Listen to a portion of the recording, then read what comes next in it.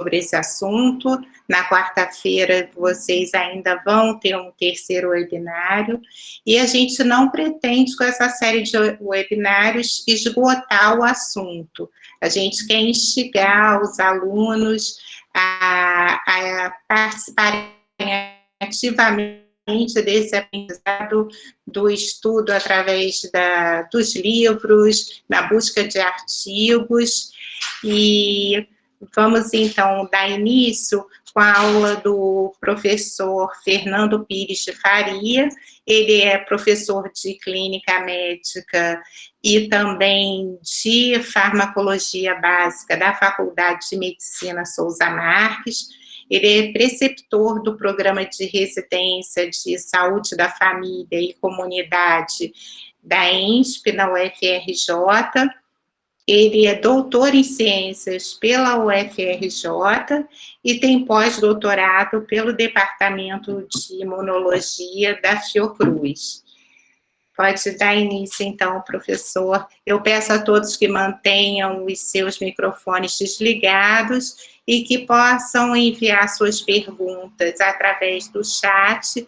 No final das 3 aulas, nós vamos ter, então, um tempo para responder as perguntas de vocês, tá bom?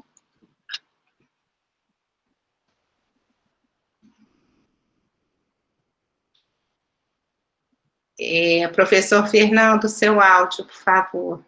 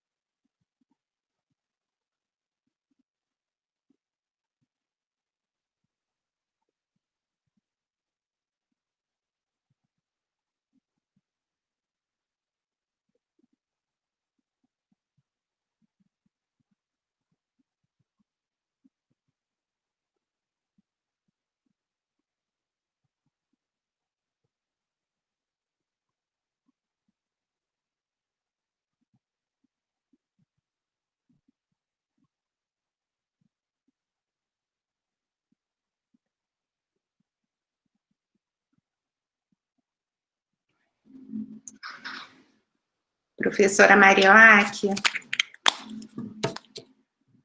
Professora Marilac, está me ouvindo? Sim, Estela, estou ouvindo. Por favor, vamos inverter, então, a ordem das aulas, e você pode começar dando a aula. A professora Marilac, Claro.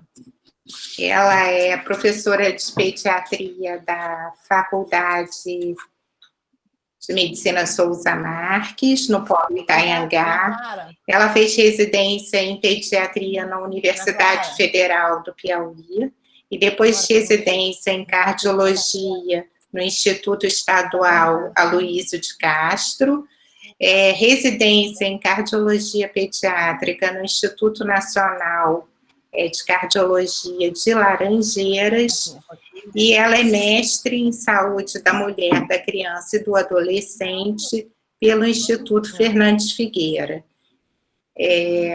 Ela vai dar uma aula agora sobre abordagem da hipertensão arterial na infância, e enquanto o professor Fernando resolve a questão da internet.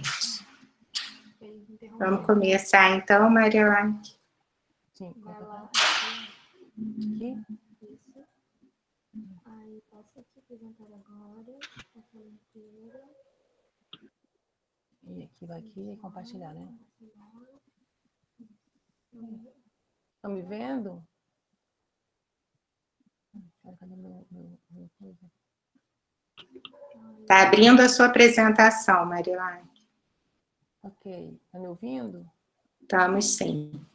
Ok, bom dia a todos. Agradeço mais uma vez essa participação aqui no assunto da hipertensão, que é um assunto que eu gosto muito, porque, inclusive, é um assunto que nos leva a pensar muito na prevenção, né? E na pediatria, é a grande oportunidade que a gente tem de ter manter a pessoa adulta com qualidade de vida, começando as mudanças de hábitos na infância, né? Então, o que a gente considera hipertensão na infância e na adolescência?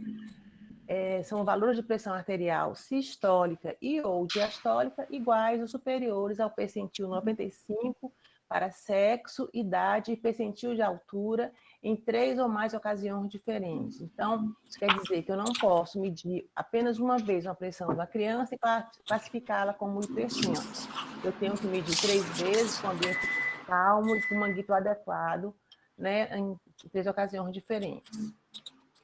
Então, assim, lembrar que a hipertensão é uma doença do adulto, mas é uma doença que começa na infância, principalmente a hipertensão essencial. A gente sabe que criança acima de 6 anos já tem essa hipertensão essencial, e ela é grande parte da hipertensão do adulto.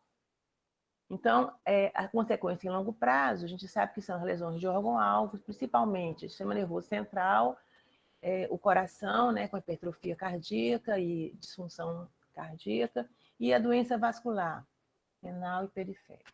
Então, no adulto, já está muito sistematizado de ser a pressão arterial maior que 130 por 80, de sistólica 130 por 80 de diastólica.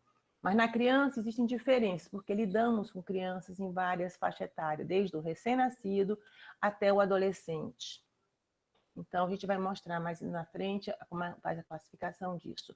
Lembrando, a epidemiologia, no mundo inteiro tem uma incidência de hipertensão em 3 a 5% das crianças, mas no Brasil nós temos pouca informação. Questiona-se, depois do estudo ERICA, a prevalência em torno de 10 a 15%, que tem grande relação com excesso de peso.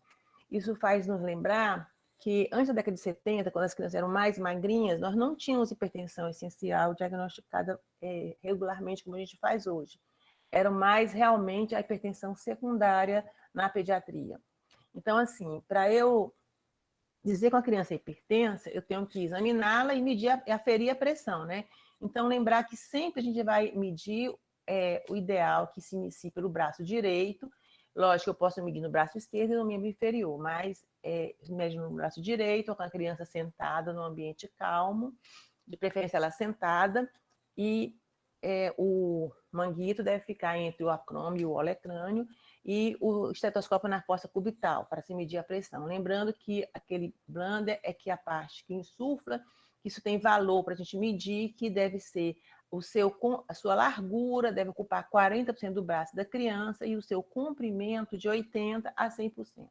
Tá? O braço esquerdo, como se tivesse uma medição, vai ser no braço direito da criança. Tá? Ok? Então, na pediatria, nós temos vários manguitos, desde o período neonatal até o do adulto, no adolescente, né? Que tem adolescentes que já são bem grandes, então vai cobrir o braço dele no tamanho correto.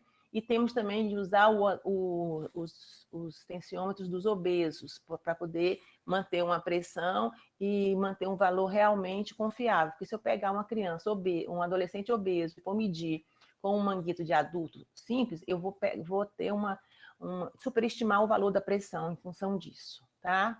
E sempre uma coisa para a gente lembrar é que se tiver uma criança medir pressão, se tiver um manguito pequeno e tiver um maior, opte pelo maior, tá? Nem que você meça na perna, já vai ser melhor do que você medir com um manguito menor, que vai superestimar a pressão. Então, assim, quando é que eu vou medir a pressão? Isso em todos os guidelines, tanto de 2004 quanto de 2017, que é o nosso último, ele fala que todo paciente maior de 3 anos medir essa pressão anualmente. Mas existem indicações para crianças menores de 3 anos? Sim. As crianças menores de 3 anos que nasceram prematuras, foram PIGs, baixo peso ao nascimento, e alguma complicação neonatal, que para os que têm má formação cardíaca ou renal, tem que medir a pressão arterial antes dos 3 anos. Se tem história de infecção urinária de repetição, com hematura e proteinúria, história familiar de doença renal, transplante de órgão sólido, transplante de medula óssea ou tumor de medula óssea, tratamento de medicações que influenciam a pressão arterial, por exemplo, as colagenosas, outras doenças sistêmicas associadas à hipertensão. Você tem colagenose e as medicações, no caso, o paciente usar o corticoide, uma das medicações que são muito usadas na pediatria, corticoide para asma, por exemplo, então pode ter aumento da pressão em função da medicação.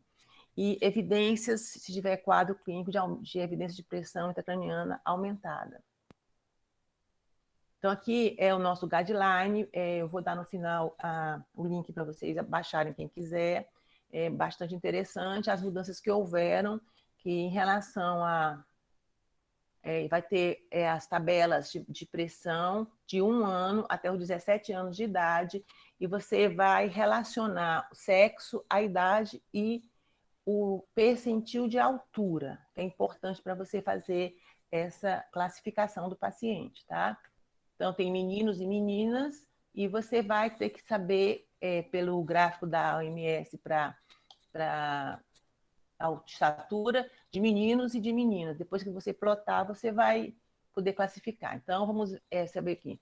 Pegou a criança, aferiu a pressão da criança. Como é que eu vou classificar? As crianças que tiver a pressão arterial abaixo do percentil 90 para a idade, sexo e estatura, vão ter a pressão normal. Já as crianças que tinham pressão arterial entre 90 e 95 é a pressão arterial elevada.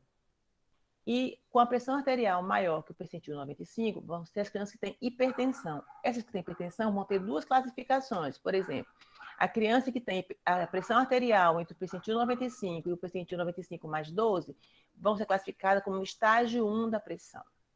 E a criança que tiver a pressão arterial no percentil 95 mais 12, estágio 2 da pressão. Isso vai implicar na investigação e na medicação, no tratamento também, tá? Então, só para a gente tentar entender como é que se faz plotar a criança nos gráficos, vamos fazer aqui um caso clínico de um paciente de sexo masculino de 4 anos de idade, que tinha uma estatura de 1,03 m e tem peso de 17 quilos e a pressão arterial 114 por 72. Essa criança está normotensa, está hipertensa, então vamos lá. Ele é hipertenso? Então vamos ver. A pressão 114 por 72, 1,03 m de estatura. Vamos lá, e sexo masculino. Então, sexo masculino, aqui o gráfico dele de percentil de estatura. Eu vou colocar aqui, ele vai estar exatamente no percentil 50 de estatura. percentil 50, então vamos pegar para a tabela da pressão. Eu vou pegar a primeira coisa, o percentil de altura para a idade dele de 4 anos, percentil 50, ele vai ter aqui a pressão dele, percentil 90, será 105 por 62. Então, ele está com a pressão acima do percentil 90. E o percentil 95 é 108 por 66. Né? Então, eu tenho um paciente com a pressão acima do percentil 95. Mas será que ele está acima do percentil 95 mais 12? Se eu somar 108 com 12, vai dar 120. Então, a pressão dele é 114. Então, ele não está acima disso, certo? Então, aqui, vamos ver. Então, o paciente, ele tem a pressão, ele é hipertenso? Sim. Por quê? Porque ele está acima do percentil 95. Então, qual o valor do percentil 95 mais 12 para essa criança? O valor do 95 mais 12 a gente já viu, está aqui. É 120 por 78. Então, ele está com a pressão dele 114 de sistólica por 72 de diastólica. Então, ele não tem hipertensão estágio 2. Ele tem hipertensão estágio 1. Quer dizer, por quê? Porque a pressão dele no valor percentil 95 mais 12 vai ser 120 por 78 e a pressão dele é 114 por 72. Então, a pressão dele não é maior que o percentil 95 mais 12, é maior do que o percentil 95. Então, a gente classifica essa criança como... Então, a pressão diastólica não é acima do 95 mais 12, nem a diastólica. Então, essa criança será classificada como hipertensão estágio 1. Ok? Se tiver alguma dúvida, podem perguntar pelo chat que a gente responde, ok? Então, como é que eu vou investigar uma criança com hipertensão? Lembrar que na criança a gente tem várias faixas etárias, desde recém-nascido até o adolescente. Então, as causas de hipertensão secundária na criança variam no recém-nascido, desde a malformação da aorta, que é a coartação da aorta, as malformações congênitas renais, pode ter trombose e estenose da artéria renal e lembrar dos prematuros, que evoluem grande parte deles ainda com displasia broncopulmonar, que é uma das causas de hipertensão. O lactente, até 6 anos, você vai ver que todas são causas secundárias, doença do parênquima renal, coartação da aorta e estenose da artéria aorta. Já não aparece mais a malformação renal, porque já foi diagnosticada no paciente mais jovem. De 6 a 10 anos já começa a aparecer o quê? Hipertensão primária, que não tinha até 6 anos de idade. Mas ainda persiste a doença do parênquima renal, a coartação da aorta, que pode passar despercebido, e estenose de artéria renal. A coartação da aorta, quando ela é mais leve, pode ser diagnosticada na criança um pouco mais velha. E adolescentes, a hipertensão é a causa mais comum, a hipertensão primária e doença do parênquima renal. Então, como é que eu vou avaliar as crianças com hipertensão? Para todas as crianças com pressão arterial maior ou igual a percentil 95, quer dizer, estágio 1, sempre vai ter que fazer anamnese e exame físico. A anamnese é extremamente importante, a gente não pode esquecer de perguntar história gestacional e parto. A gente sabe que a criança que teve crescimento intrauterino restrito, eles vão ter menor número de néfron, vão evoluir com hipertensão essencial. As crianças que têm obesidade, sobrepeso também. Se tem história familiar de hipertensão, a criança pode ser uma hipertensão arterial essencial. E lembrar, as doenças endócrinas, doença renal, entre outras doenças como as colagenosas, todas têm que pensar na hipertensão arterial sistêmica. Os exames como ureia, creatinina, eletrólitos, EAS e urinocultura, na doença renal, na pielonefrite crônica. Hemograma, anemia, no hemograma com anemia, vai fazer pensar no paciente com doença renal crônica. E ultrassonografia renal e de vias urinárias, eu peço para afastar anomalias congênitas ou alterações crônicas renais. Então, o exame indicado para todos os pacientes é a análise de urina simples, o perfil lipídico, que posso estar junto com comorbidades, né? E também a ultrassonografia renal em crianças menores que 6 anos, ou com alteração do exame EAS ou da função renal, e a bioquímica, incluindo os eletrólitos, ácido úrico, creatinina, ureia creatinina e ácido úrico também, que a gente pede para avaliar, principalmente as pessoas que têm história de hipertensão essencial.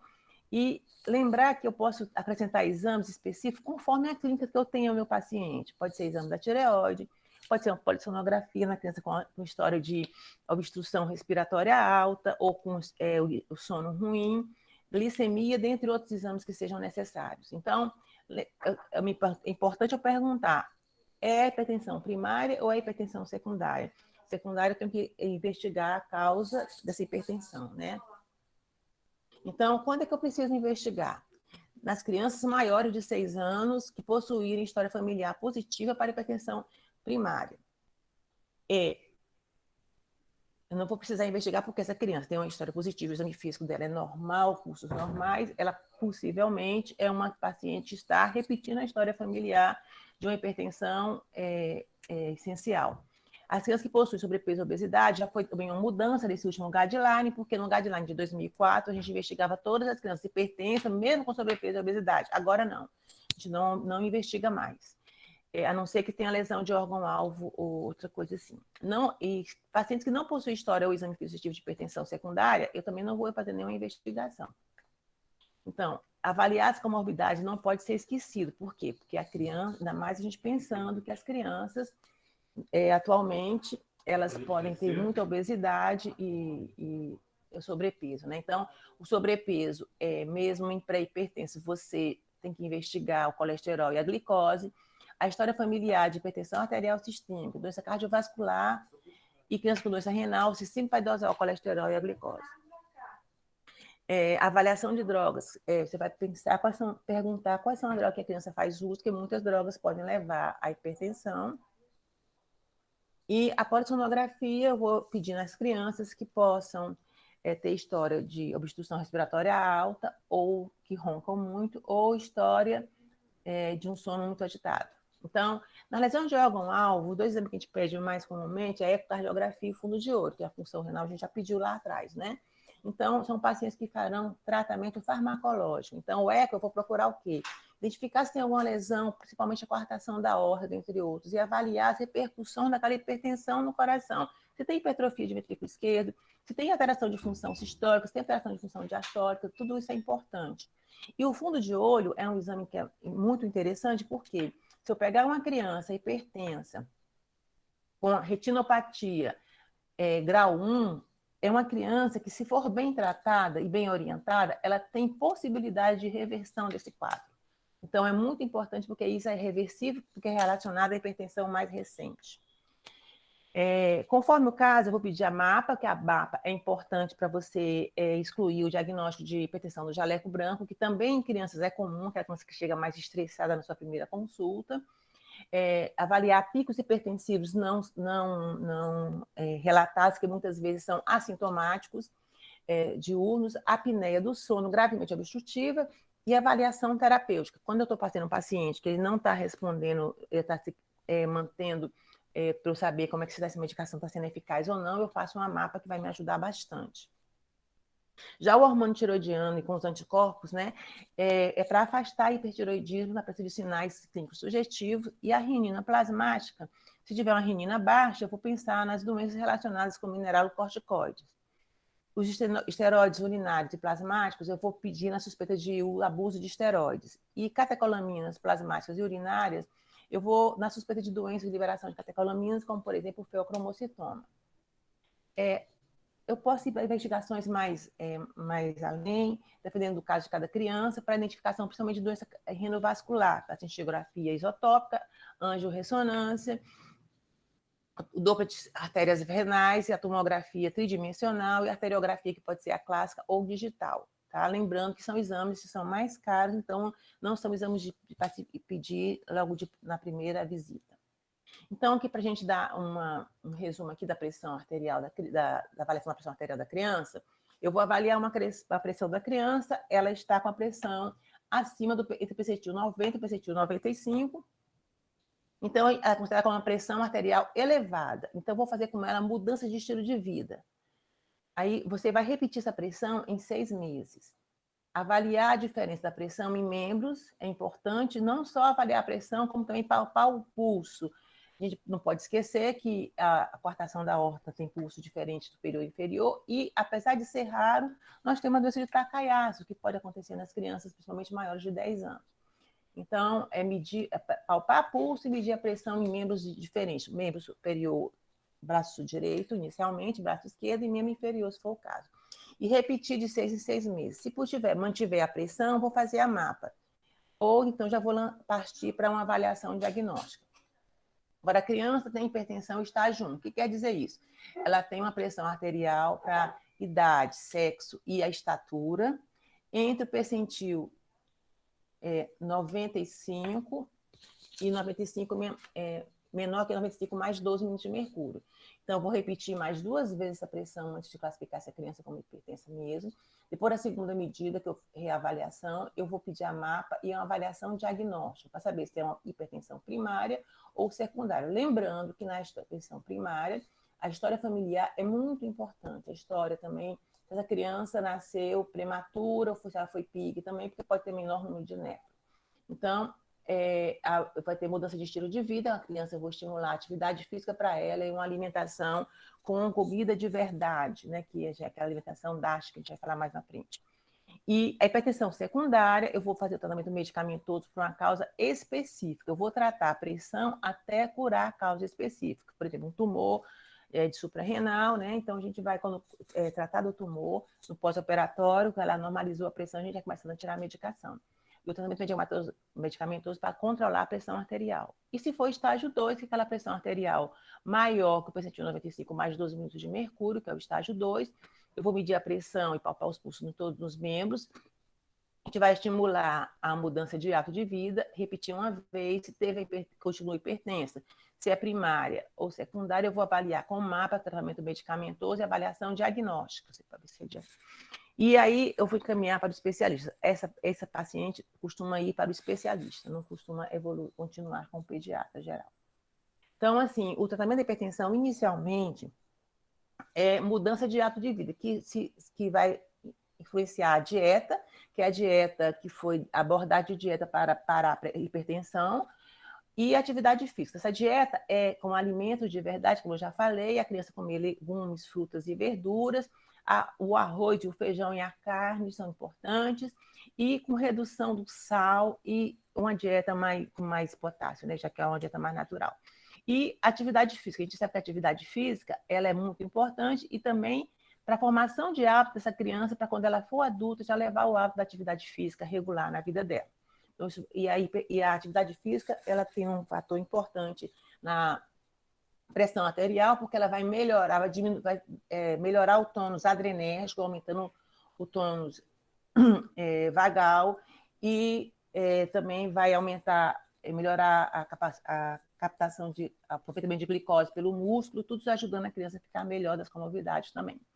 Então, é muito importante a gente lembrar do sódio, que muitas vezes na alimentação que não é natural, essa alimentação alimentos ultraprocessados e processados, eles são ricos em sódio, eles devem ser evitados, o que eu costumo, no meu dia a dia, falar para as mães, para não oferecer para a criança, porque a criança, quando nasce, ela não sabe que essas coisas existem.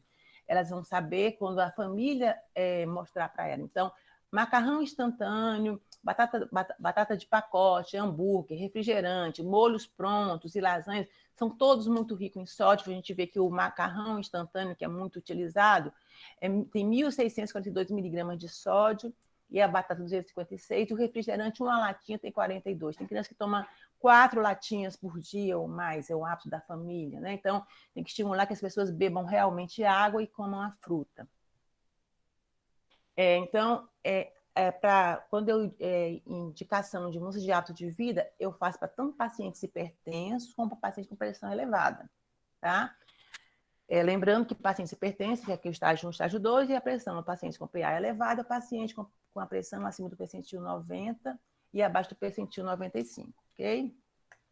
Então, assim, eu vou tratar a criança, o paciente com medicamento, com drogas antihipertensivas, quando tiver uma hipertensão sintomática, que são poucos os casos, a hipertensão secundária, hipertensão com dano de órgão-alvo, tem que ser tratada, diabetes tipo 1 e tipo 2, porque vão levar a hipertensão primária ou hipertensão secundária, pela alteração da glicose, e hipertensão persistente, apesar das medidas não farmacológicas. Então, estou com um paciente, estágio 1, que eu comecei a tratar, ele teve mesmo perder um pouco de peso, mas continuou com a pressão elevada, e vou pensar em fazer alguma medicação para ele.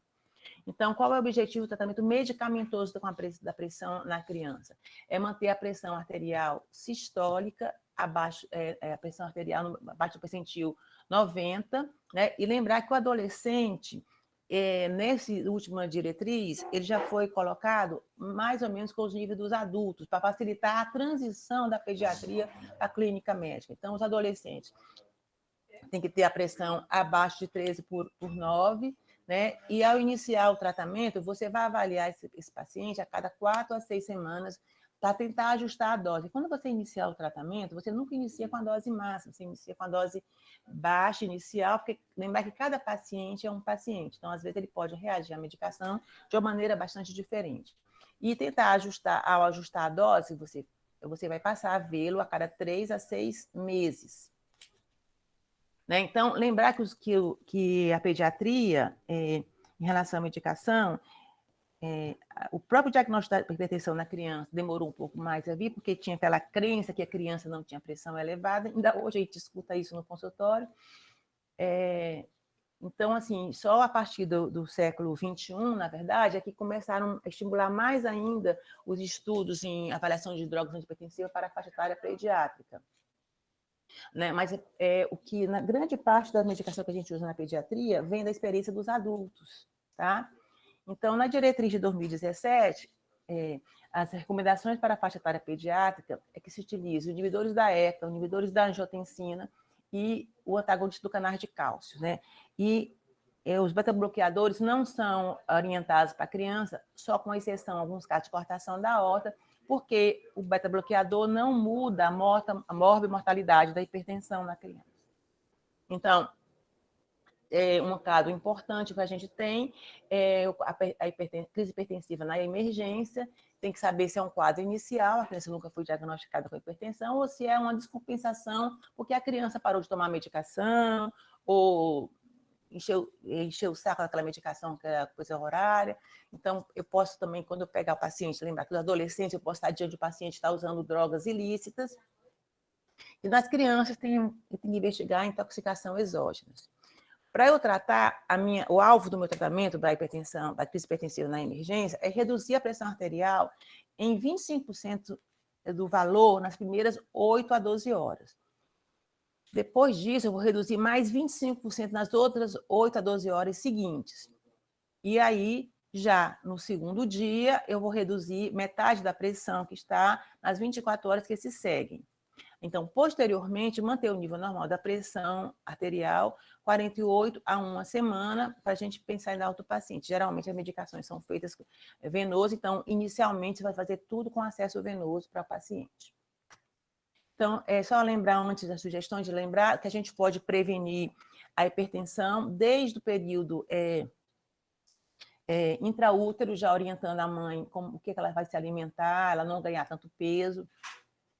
Estava na história familiar daquela criança, e também ao nascer a criança, se foi baixo peso, se foi prematuro, tudo isso é importante no nosso manejo, para a gente começar a acompanhar melhor essa criança, e sempre orientando os bons hábitos. Que hábito a gente cria, quanto mais cedo cria o hábito, mais fácil. Você tentar pegar um adolescente ou um adulto, modificar hábito, é bastante mais difícil, ok? Então, aqui são o link da diretriz, tá? Vocês leem. Muito obrigada. Aqui é o meu e-mail para contato, se vocês quiserem fazer alguma pergunta. maria.roseman, o e-mail institucional, @ftesmedu.br. Okay?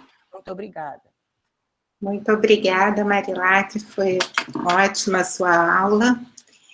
E vamos passar agora para a aula do professor Fernando Pires, que vai falar sobre o uso racional dos antihipertensivos no tratamento da hipertensão arterial.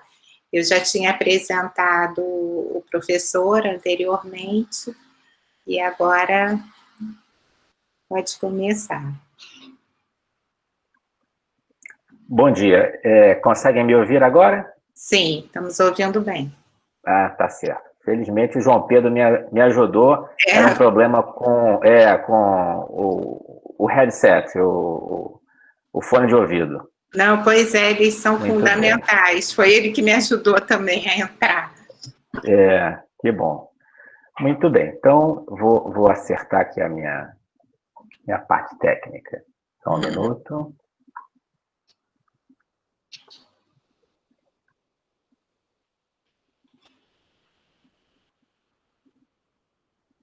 Eu acho que a professora Ana Clara precisa tirar o compartilhamento do vídeo.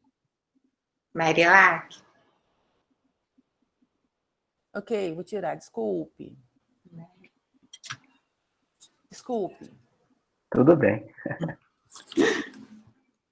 Eu não sei, está aparecendo o nome Ana Clara, Marilac. Você está usando...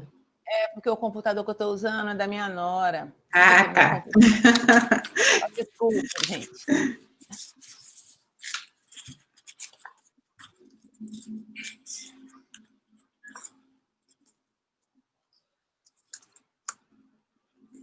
O slide está visível? Está ótimo. Ok. Bom, então, eu vou falar para vocês a respeito do uso racional de medicamentos antihipertensivos, da atenção primária à terciária. Vou começar fazendo uma provocação. Vocês imaginam o que esteja escrito aí, em cima desse vaso? Bom, aí está escrito pharmakon. Pharmakon, em grego. O pharmakon, em grego, tanto pode significar remédio como veneno. A mesma palavra significa remédio e veneno. Literalmente, significa aquilo que tem o poder de transladar as impurezas. A palavra fármaco vem de pharmakon. Daí vem farmacologia, né, e tudo que tem relação com essa raiz. Deixando claro que nós estamos lidando com alguma coisa que tem o poder de ser remédio ou de ser veneno.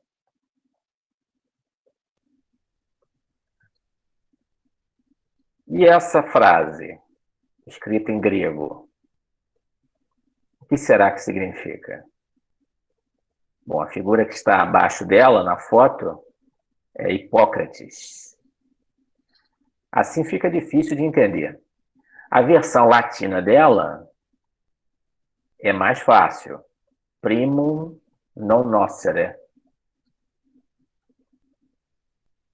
Primum non nocere, em português, significa, em primeiro lugar, não fazer o mal, que faz parte do juramento de Hipócrates. Na verdade, é um preceito fundamental do juramento de Hipócrates.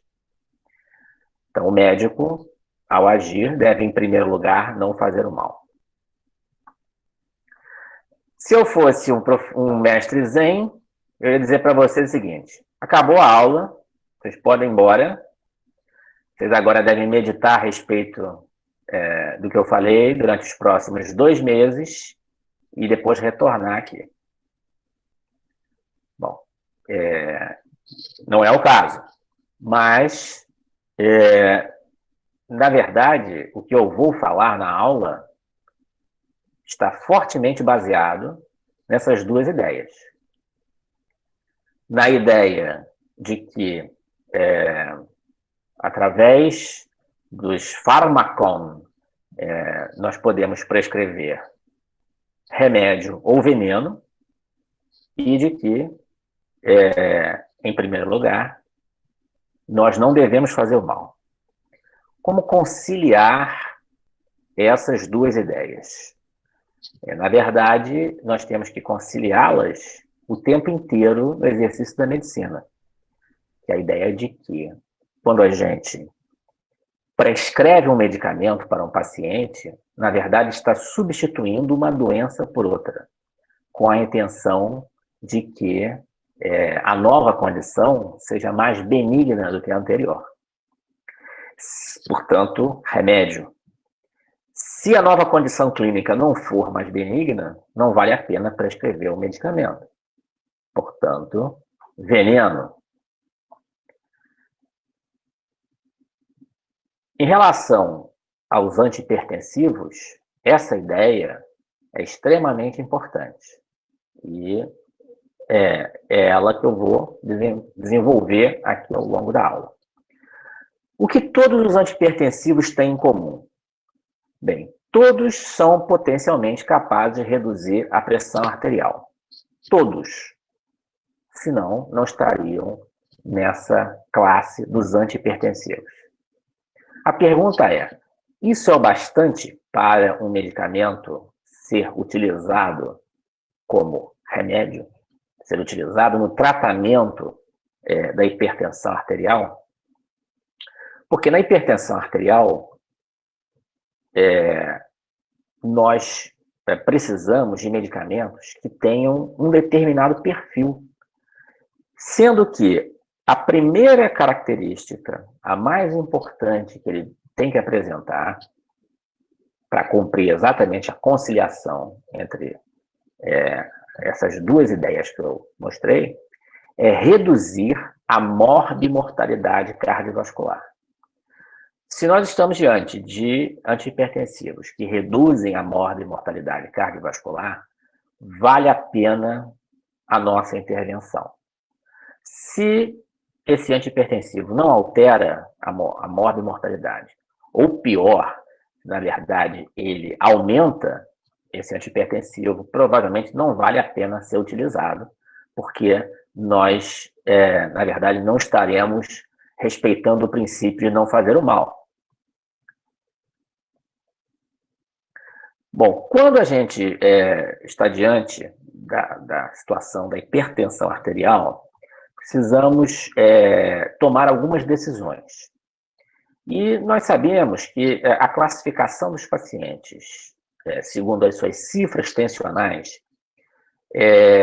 com o passar dos anos, portanto, a evolução das diretrizes, foi se tornando mais rigorosa. Na verdade, cifras tensionais cada vez menores foram sendo exigidas para a gente classificar o paciente como sendo normal.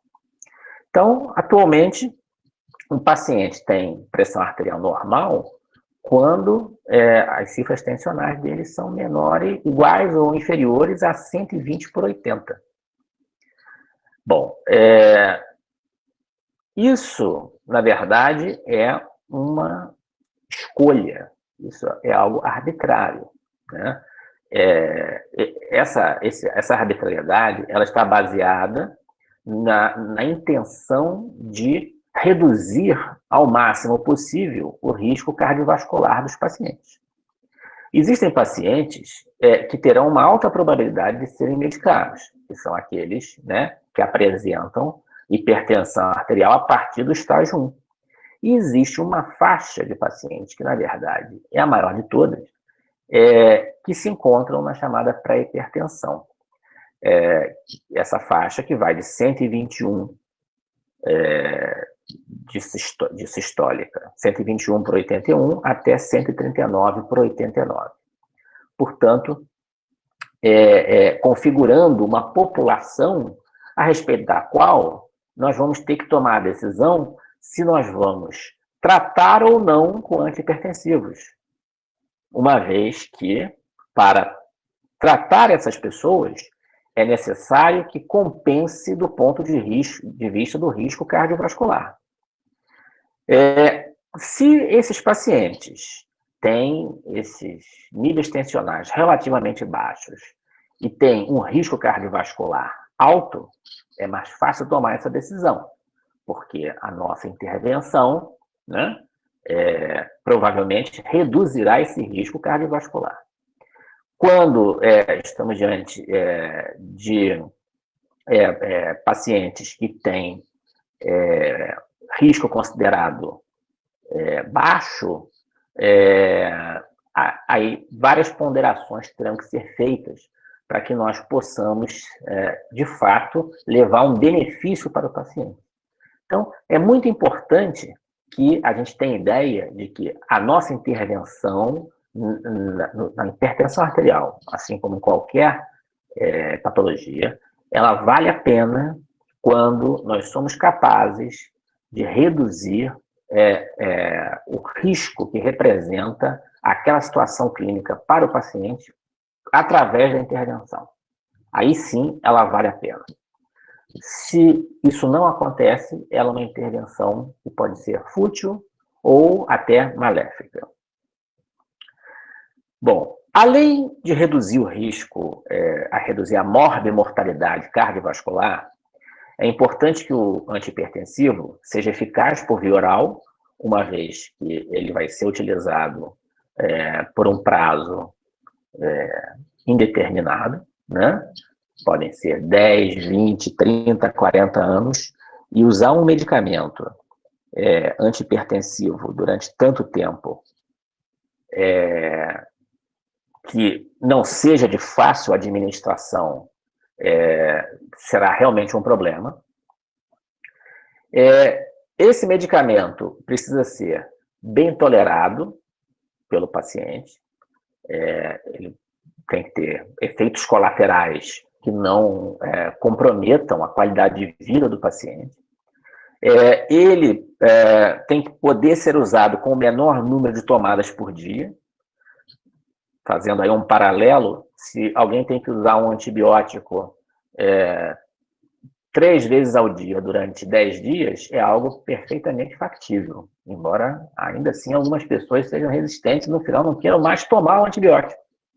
Imagine utilizar um antihipertensivo 3 vezes ao dia durante 20 anos. A probabilidade da aderência do paciente cair, com o passar do tempo, é relativamente alta. Esse antihipertensivo tem que poder ser iniciado com as menores doses efetivas. Então, a gente precisa começar com doses baixas que possam ser aumentadas caso seja necessário, né, para alcançar um tratamento mais eficaz. Ele precisa poder ser utilizado em associação com outros antihipertensivos, que será uma realidade bastante provável que o paciente, né, terá, de precisar associar medicações antihipertensivas, e provavelmente esses antihipertensivos também serão associados com outros medicamentos para tratamento de outras condições clínicas, uma vez que as comorbidades serão muito comuns, sobretudo na faixa etária, onde a hipertensão arterial é mais presente. Ele precisa ser um medicamento capaz de ser utilizado a longo prazo, pelas mesmas razões já mencionadas. Portanto, nós estamos diante de necessidades que caracterizariam um medicamento antihipertensivo ideal para cumprir a nossa função de tratar adequadamente os nossos pacientes. As classes de antihipertensivos que atualmente nós temos disponíveis para uso clínico são as que estão apresentadas aqui nesse slide. Então, nós temos os diuréticos, os inibidores adrenérgicos, vasodilatadores diretos, bloqueadores de canais de cálcio, inibidores da enzima de conversão, bloqueadores do receptor de angiotensina e inibidor direto de renina.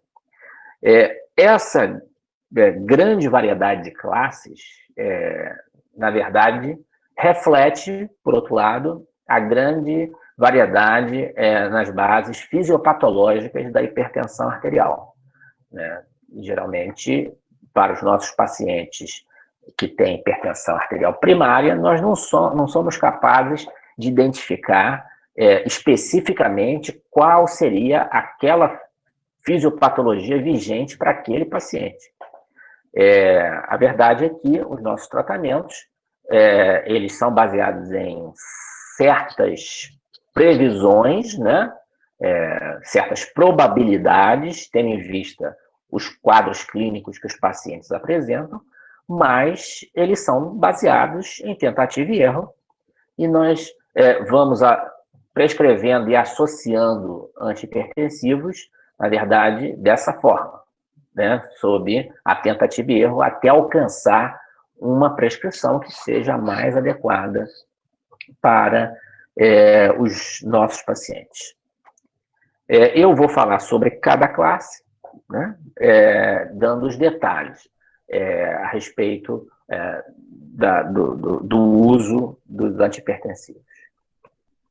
Vou começar falando a respeito dos diuréticos.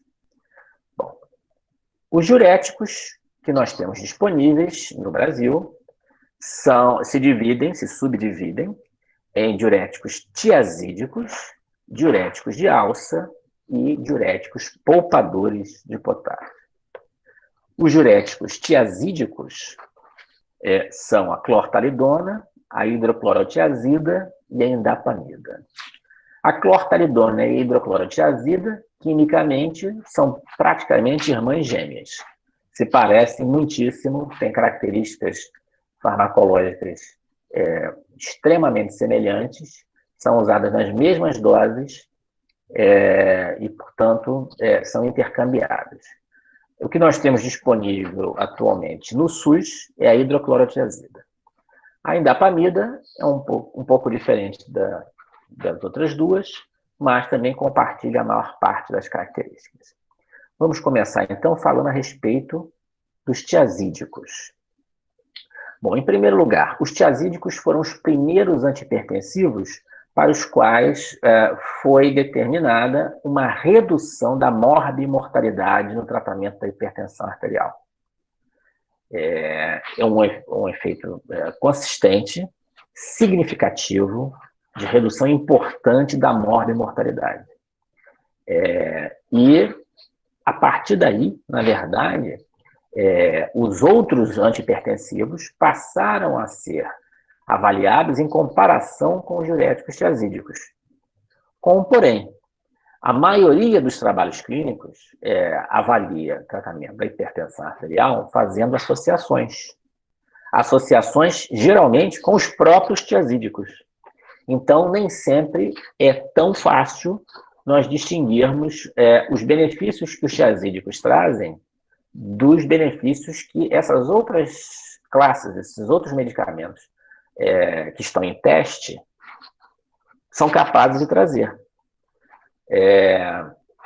Então, portanto, embora nós já tenhamos detectado benefício para várias classes de antihipertensivos, sem dúvida alguma, os benefícios mais consolidados a longo prazo são os que nós encontramos para os diuréticos tiazídicos.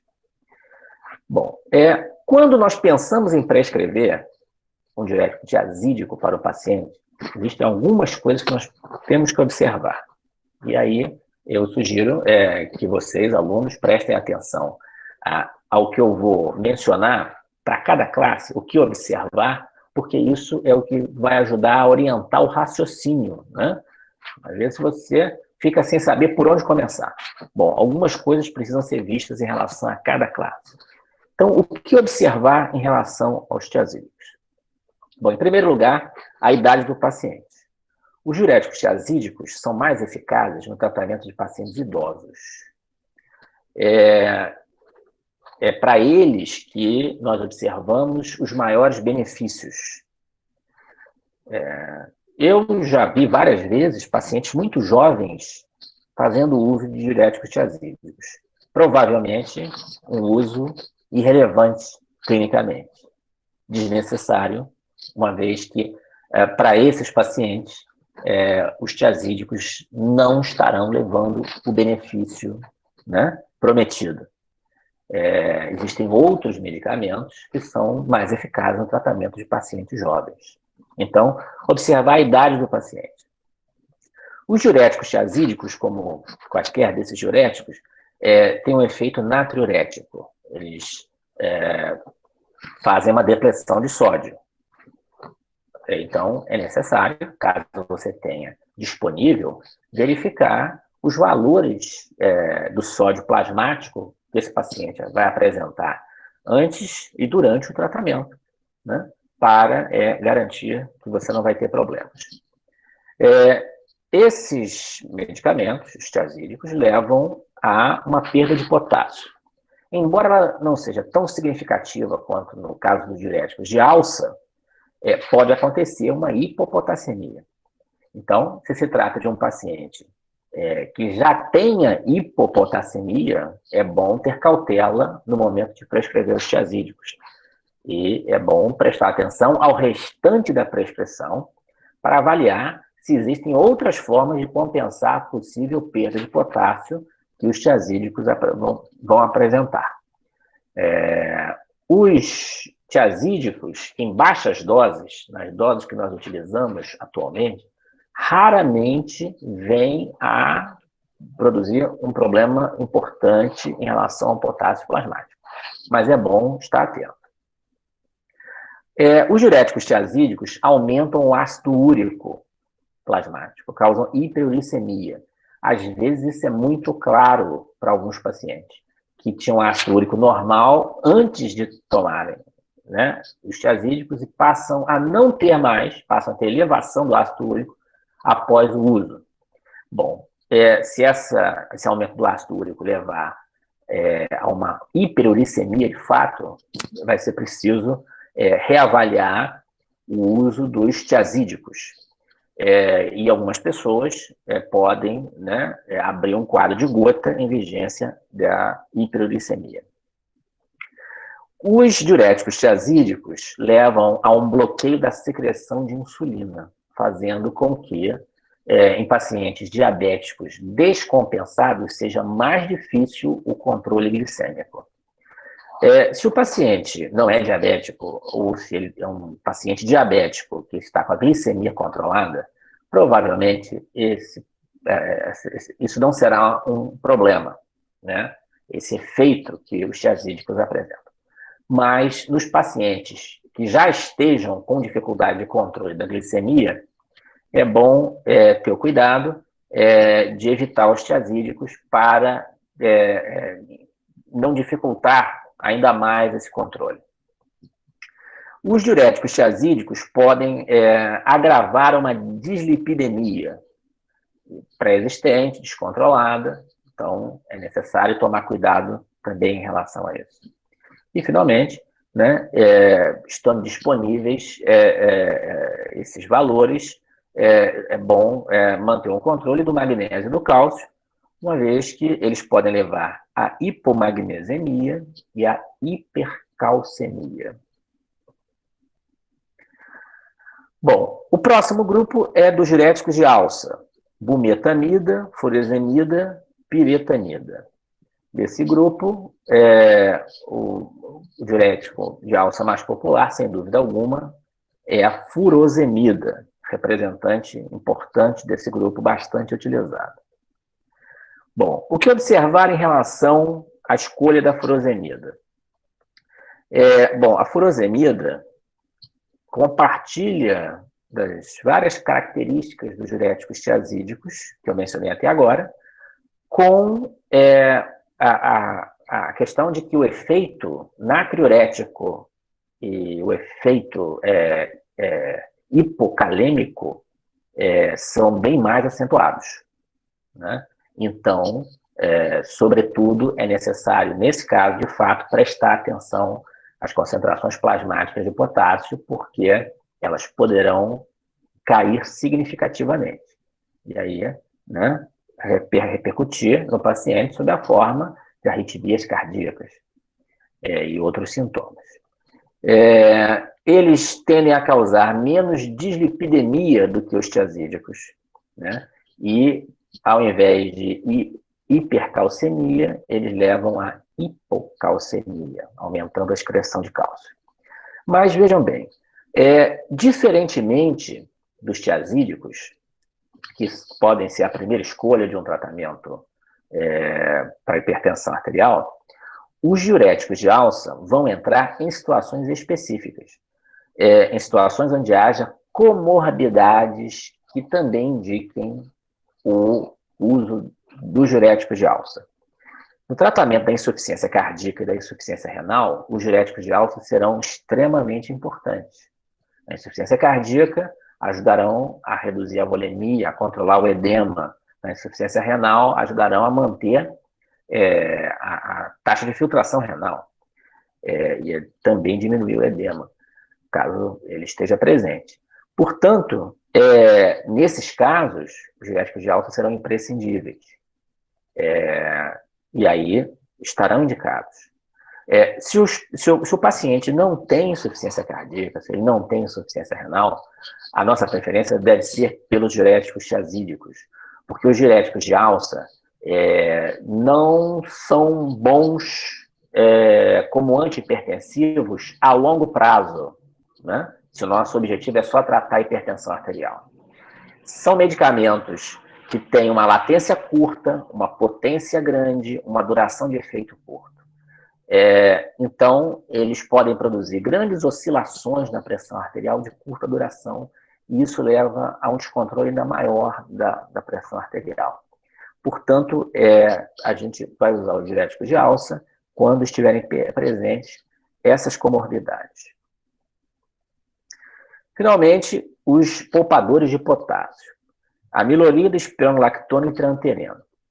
Bom, no nosso meio, praticamente, esse grupo está restrito à espironolactona. E eles são chamados de poupadores de potássio porque eles tendem a elevar o potássio plasmático. Esses medicamentos têm efeitos hipotensor e diurético mínimos, né? Na verdade, a indicação deles durante longo tempo, né, foi exclusivamente como um auxiliar em relação ao controle do potássio plasmático, a evitar que ele caísse demais na associação com outros diuréticos. Mais recentemente, a espironolactona ganhou espaço porque, em alguns ensaios clínicos, ela apareceu associada como um antihipertensivo, né, como uma escolha para a associação. Nós ainda precisamos de tempo para saber exatamente, né, o que essa associação da espironolactona significa, porque ela, de fato, tem um efeito antihipertensivo muito modesto, né? Se ela reduziu esses desfechos, reduziu a mortalidade, nós precisamos ainda de, né, novos estudos para entender como foi que isso aconteceu.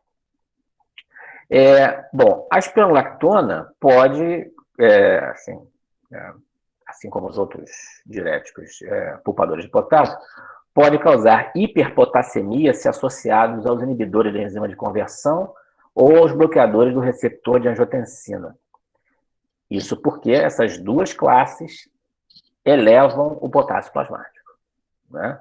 Então, se o paciente já faz uso de inibidores da enzima de conversão, bloqueadores do receptor de angiotensina, nós precisamos saber qual é o valor do potássio plasmático se pensamos em associar o poupador de potássio, a espironolactona. Especificamente, a espironolactona pode provocar ginecomastia, no caso do sexo masculino, e galactorreia, no caso do sexo feminino, o que pode ser um problema. Então, se aparecerem ginecomastia ou galactorreia durante o uso da espironolactona, né, provavelmente será ela a responsável por isso, e aí vai ser preciso reavaliar esse uso. Os diuréticos poupadores de potássio, a espironolactona especificamente, estarão mais indicados no caso de comorbidades. No caso da insuficiência cardíaca, ela tem um papel importante, tá, para a insuficiência cardíaca, uma vez que ela faz parte do tratamento da insuficiência cardíaca, e no tratamento da ascite, ela também é usada para tratar a ascite. Então, se o nosso paciente hipertenso tem essas comorbidades, ele vai, né, conquistar mais benefícios utilizando a espironolactona. Bom, passando para a próxima classe, a classe dos bloqueadores beta-adrenérgicos. Nós temos várias gerações de bloqueadores beta-adrenérgicos disponíveis para uso clínico, né? Então, temos bloqueadores de primeira geração, como é o caso do propranolol, né? Bloqueador beta não seletivo, é o caso do nadolol também. temos bloqueadores beta-1 seletivos, como é o caso do atenolol, do metoprolol, e nós temos os bloqueadores de terceira geração que associam um efeito de bloqueio beta a um bloqueio alfa-1, portanto, fazem vasodilatação via bloqueio dos receptores alfa-1. Bom, os beta-bloqueadores, de uns anos para cá, caíram numa certa desgraça. Né? Na verdade, sempre foram considerados antihipertensivos, e continuam sendo, mas o que aconteceu é que houve a publicação de trabalhos que mostraram que em pacientes idosos, os beta-bloqueadores não reduziam o risco de AVC, de acidente vascular cerebral. E, naturalmente, esse é um dos desfechos, é uma das metas, né, que a gente tem no tratamento da hipertensão arterial. É um dos indícios de que, né, a gente auferiu benefício com o uso dos antihipertensivos.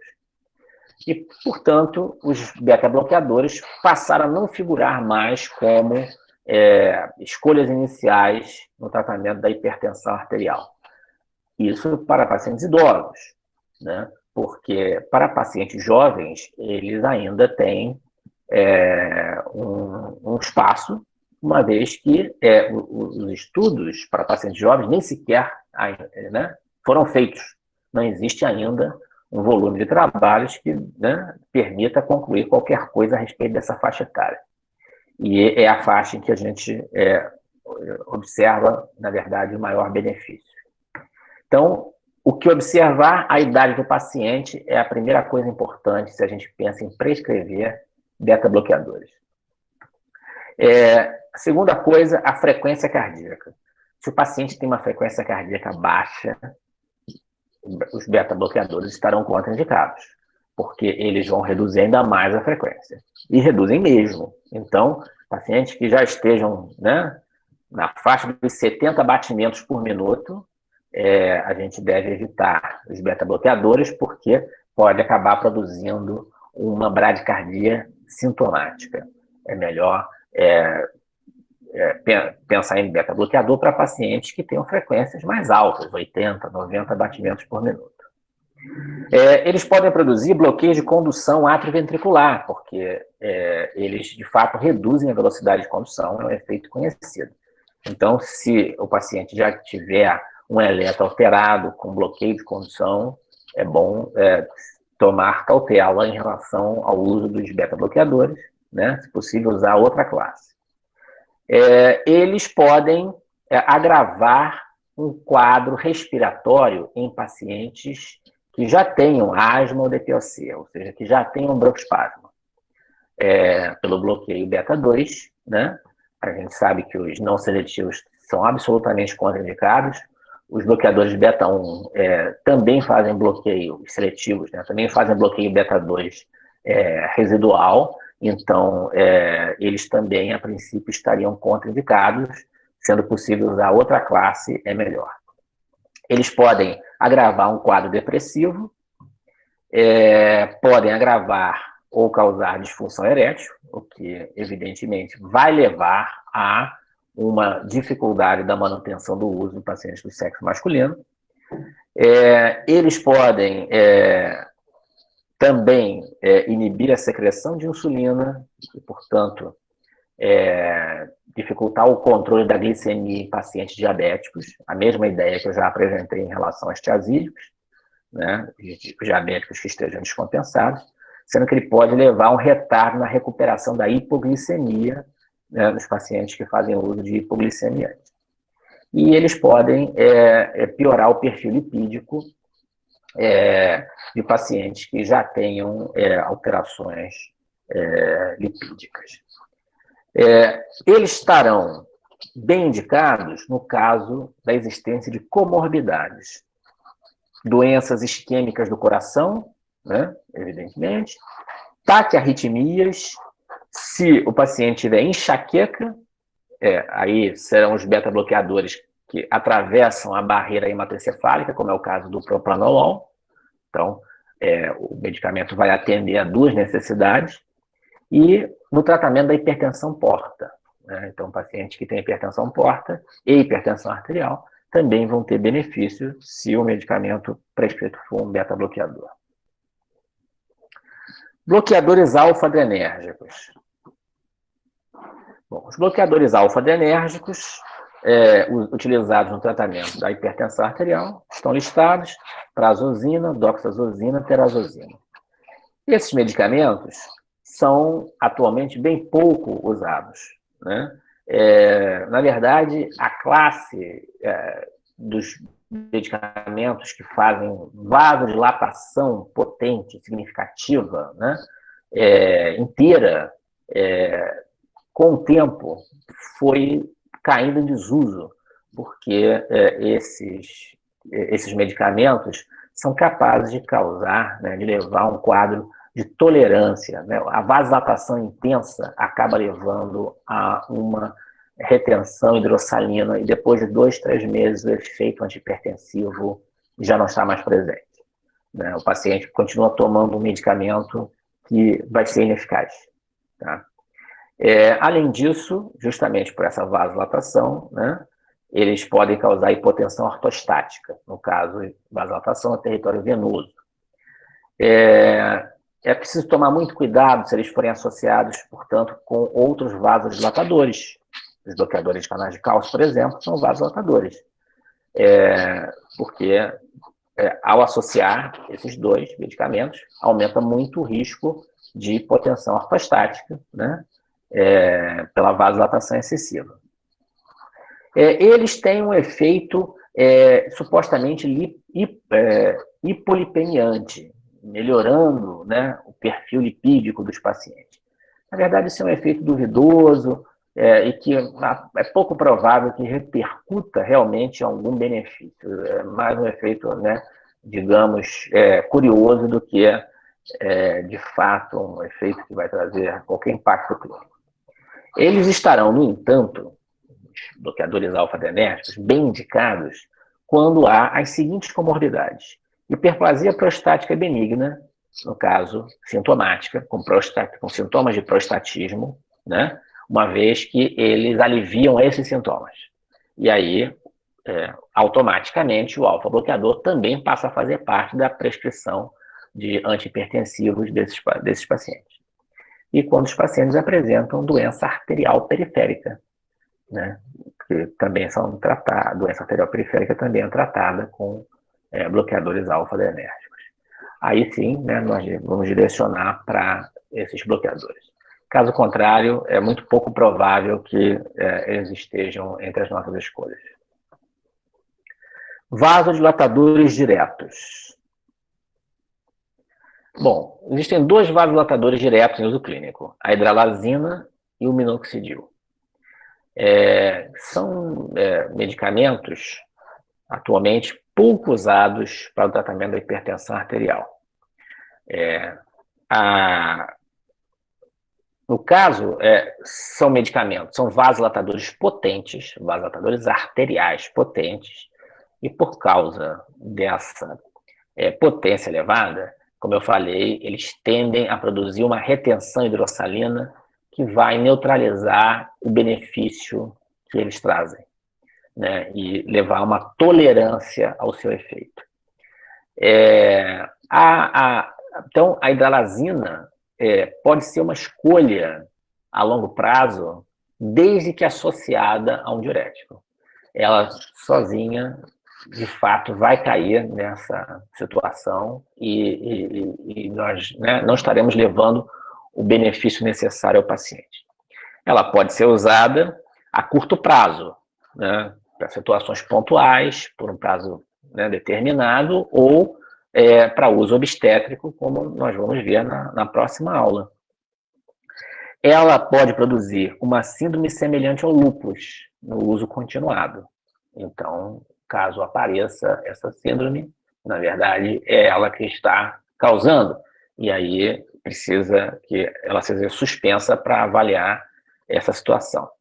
E o minoxidil pode causar hirsutismo, né, crescimento de pelos, sobretudo pelos faciais, o que contraindica totalmente o seu uso, no caso do sexo feminino.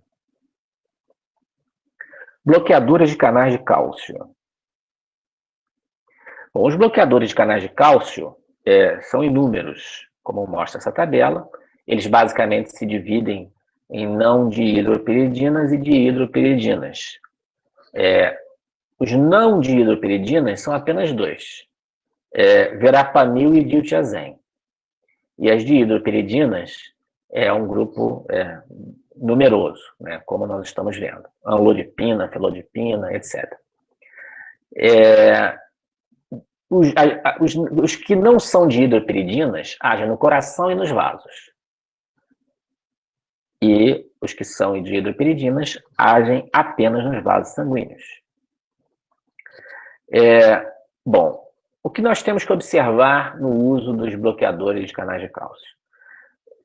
Se houver edema de membros inferiores anterior ao uso desses medicamentos, provavelmente nós vamos evitá-los, porque eles podem agravar o edema. E eles podem dar origem a um edema que não existia. É um efeito colateral extremamente comum e que incomoda bastante alguns pacientes.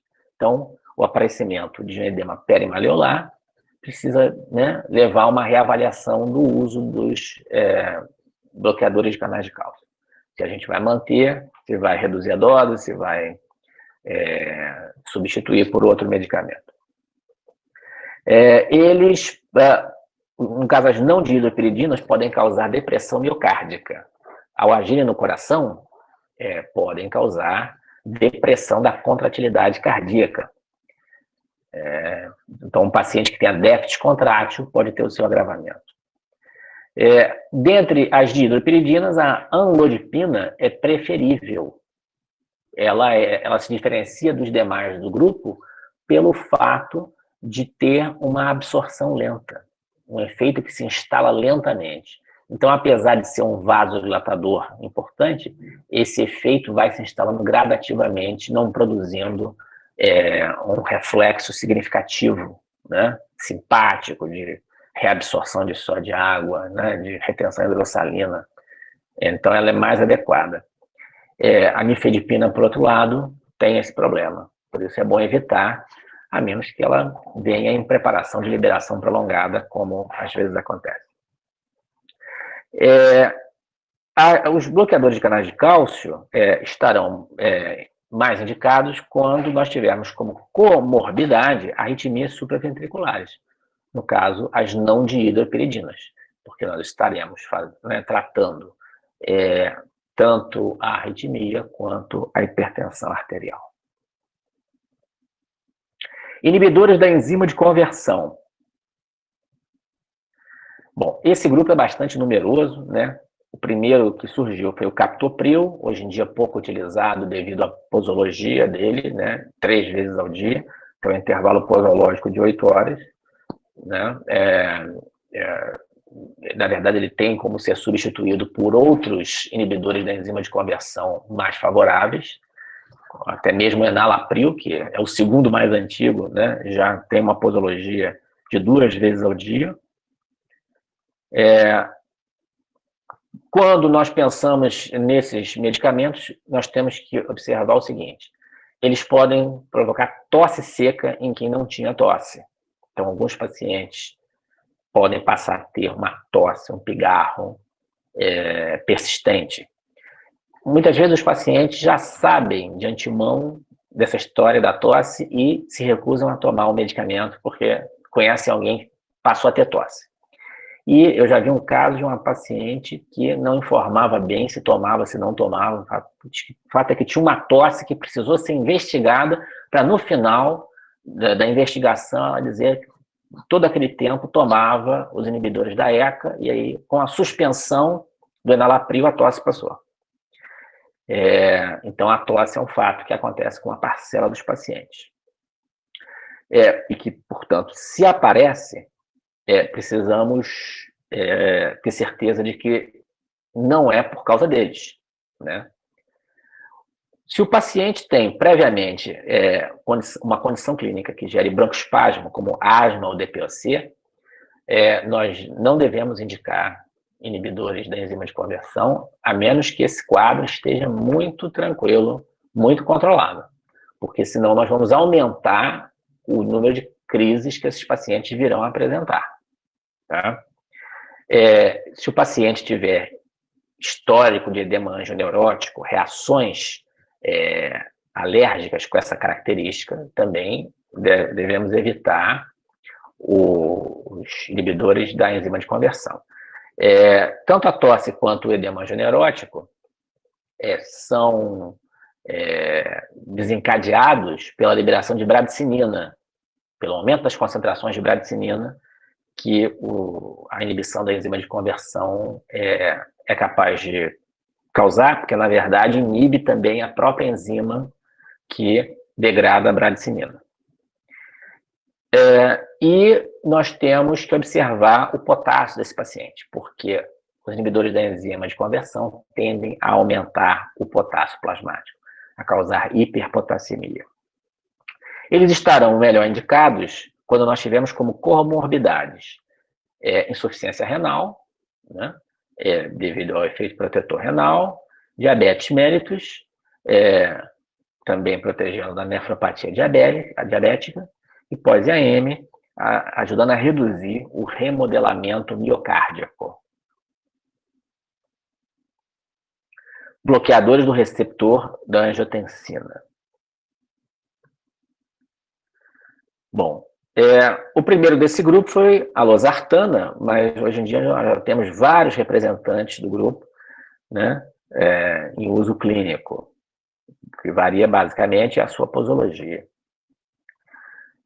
Eles não causam broncoespasmo ou edema anjoneurótico. Na verdade, essa é a grande diferença.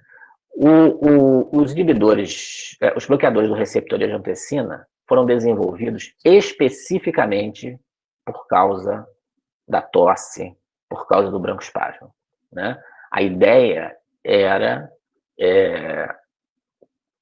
poder tratar esses pacientes hipertensos através dessa via, né, metabólica, essa via de controle da pressão arterial, sem o problema que os inibidores da enzima de conversão traziam. Esse problema da tosse, né, esse problema de produzir quadros respiratórios.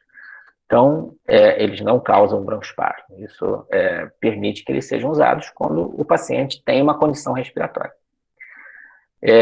E assim como os inibidores da enzima de conversão, eles tendem a aumentar o potássio plasmático, a causar hiperpotassemia. Tem as mesmas indicações dos inibidores da enzima de conversão. Finalmente, o grupo dos simpaticolíticos. O grupo dos simpaticolíticos é um grupo de medicamentos antigos, que atualmente são pouco usados no tratamento da hipertensão arterial essencial, em geral, né? E que incluem alfa-metildopa, clonidina, e nesse grupo tem outros medicamentos que hoje em dia é muito difícil de serem usados, né? A reserpina, por exemplo, foi o primeiro antihipertensivo na história, foi o primeiro de todos, e devido aos seus efeitos colaterais, ela caiu em desuso. Então, na verdade, a alfa-metildopa e a clonidina são os medicamentos que estão em uso nesse grupo. Bom, o que a gente precisa observar no caso dos simpaticolíticos? Eles podem produzir sonolência e astenia. Então, isso pode ser um problema para os pacientes. Sonolência e astenia. Podem produzir hipotensão ortostática. Podem produzir ou agravar um quadro depressivo. Podem produzir ou agravar disfunção erétil. A metildopa pode levar a quadros autoimunes e ela é usada mais especificamente em obstetrícia, né, devido às suas características.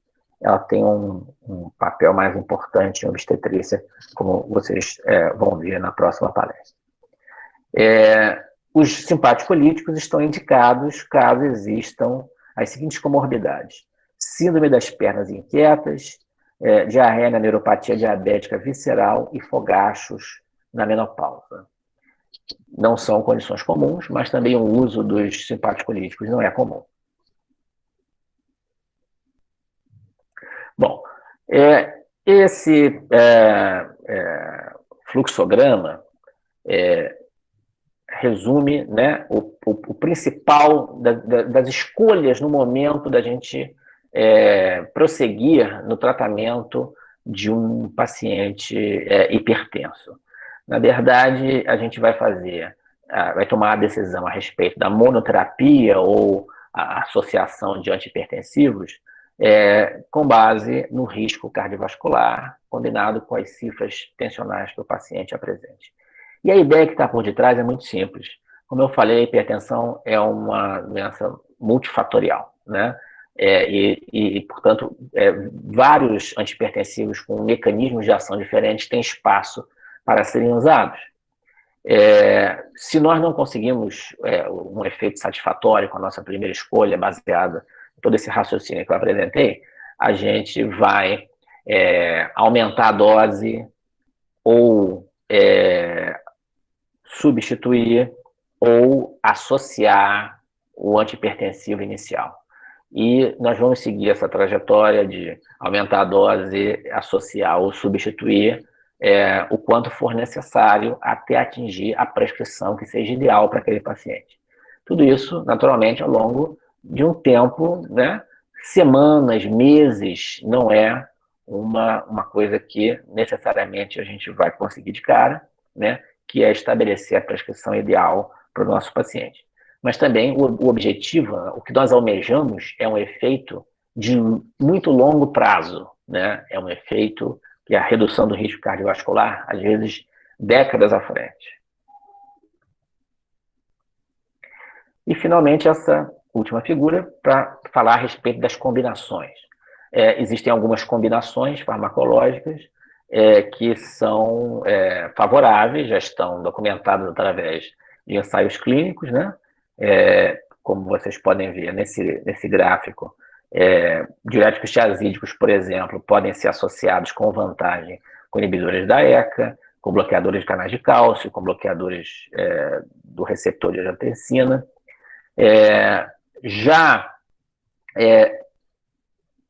Antihipertensivos que apresentem o mesmo mecanismo de ação são contraindicados.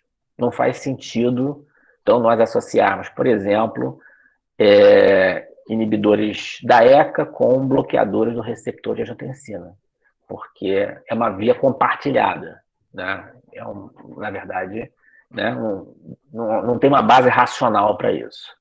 E existem outras combinações que não são necessariamente ruins, na verdade, elas não são problemáticas, elas apenas não foram testadas, como nós podemos ver também nesse gráfico, várias combinações que ainda precisam ser avaliadas através de trabalhos de pesquisa, sempre acentuando que não basta reduzir a pressão arterial.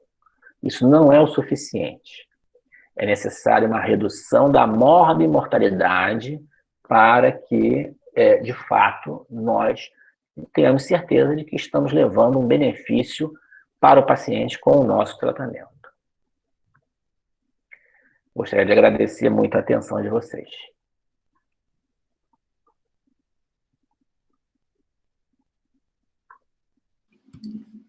Muito obrigada, professor Fernando, pela sua excelente aula. Nós vamos dar sequência agora, então, com a aula do professor Jorge Rezende Filho, sobre hipertensão na gravidez. O professor Jorge Rezende é o chefe do Departamento de Tocoginecologia da Faculdade de Medicina Souza Marques. Ele é professor titular de Medicina da UFRJ, também diretor do Hospital Escola, da Maternidade Escola da UFRJ e membro da Academia Nacional de Medicina.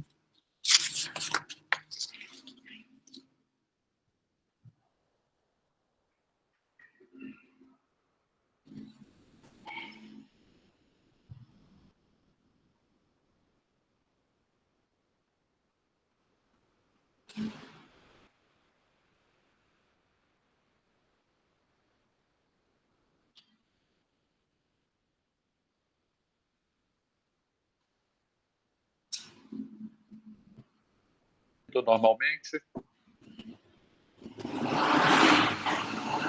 Tem que abrir a sua tela, professor Jorge. Não, mas o som tá ok? Tá, o som tá ok. Tá ótimo. E a tela agora está aberta. Também está ok a imagem? Certo, tá ótimo. Então, pronto, maravilha. O assunto hipertensão na gravidez é muito apropriado para esse seminário sobre síndromes hipertensivas, porque não raro a hipertensão na gravidez segue nos preocupando. Ela ainda é a principal causa de mortalidade materna, representando 1 em cada 5 mortes maternas. Incide a toxemia gravídica, que é provavelmente a mais frequente das hipertensões na gravidez, de 5 a 8% das gestações, o que muitas vezes torna necessário a antecipação do parto, 15% dos partos pré-termo, e aumenta a mortalidade perinatal. É fundamental fazer a classificação correta das formas clínicas de hipertensão na gravidez, a saber, hipertensão gestacional é uma elevação da pressão arterial surgida na segunda metade, depois de 20 semanas, sem proteinúria. Já a pré-eclâmpsia obriga, além da hipertensão surgida depois de 20 semanas, a presença de proteinúria. Eclâmpsia, nós dizemos quando a convulsão é o comemorativo dessa manifestação. Hipertensa crônica é aquela gestante que já sabidamente tinha hipertensão antes da gravidez ou que tem essa hipertensão diagnosticada antes de 20 semanas.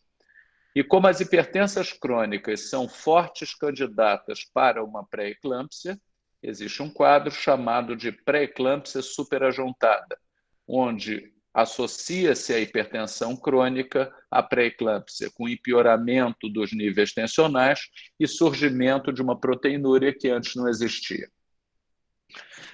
Critérios diagnósticos de pré-eclâmpsia, então, habitualmente são elevação da pressão arterial acompanhada de proteinúria, ambas surgidas na segunda metade da gravidez. No entanto, recentemente, o Colégio Americano de Ginecologia e Obstetrícia autoriza que, na ausência de proteinúria, qualquer um desses sinais, quais sejam trombocitopenia, insuficiência renal, comprometimento de função hepática, edema pulmonar, sintomas cerebrais ou visuais, autorizem o diagnóstico de pré-eclâmpsia, que são nada mais, nada menos do que sinais que fazem parte da caracterização da pré-eclâmpsia grave.